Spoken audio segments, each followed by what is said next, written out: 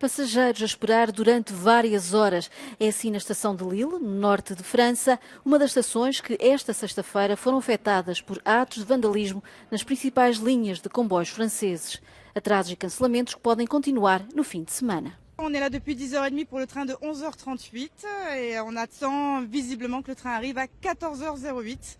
Donc ça fait quand même pas mal de retard, en sachant qu'on aura encore du retard sur le trajet puisque nous prenons un réseau secondaire par rapport à ce que nous a dit les agents de la SNCF. Et que je travaille à 21h à Avignon. C'est pas parti sur un bon pied. D'une fois qu'on sera là-bas, tant qu'on y arrive, ça va aller, mais là on n'est pas encore arrivé. Là le pire qui pourrait m'arriver, c'est que le train soit annulé complètement et qu'on doive reprendre des billets semaine prochaine. Ça raccourcit les vacances qui sont déjà pas très longues. Ça serait un gros souci. Est-ce qu'on vous a prévenu des retards? Enfin, comment vous avez été tenu au courant? On a une notification un peu avant le départ, vers 10h ce matin, disant qu'à la base on avait 1h30 de retard, qu'on commençait à 13h. Après on s'est dit, on arrivait un peu plus tôt avant 13h, enfin on arrivait vers 12h30 midi pour se dire si jamais le train arrive en avance pour pas le perdre, pour pas qu'il parte sans nous. Et là ça fait que se rallonger au fur et à mesure de la journée. Dès qu'on arrive près de l'heure, on reprend 1h30, une demi-heure à chaque fois, quoi.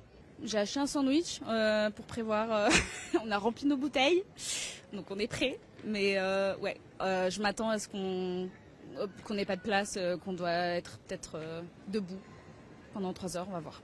C'est l'incendie volontaire d'un poste d'aiguillage à une 60aine de kilomètres au sud de Lille qui est à l'origine des perturbations sur la ligne nord des trains à grande vitesse.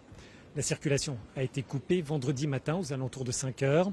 Les différents sabotages sur le réseau ferroviaire indiquent que les Jeux Olympiques font de la France une cible privilégiée. Paris a pourtant déployé des moyens humains très importants pour écarter toute menace et assurer la sécurité des épreuves et des cérémonies. Grégoire Laury, Euronews, Lille.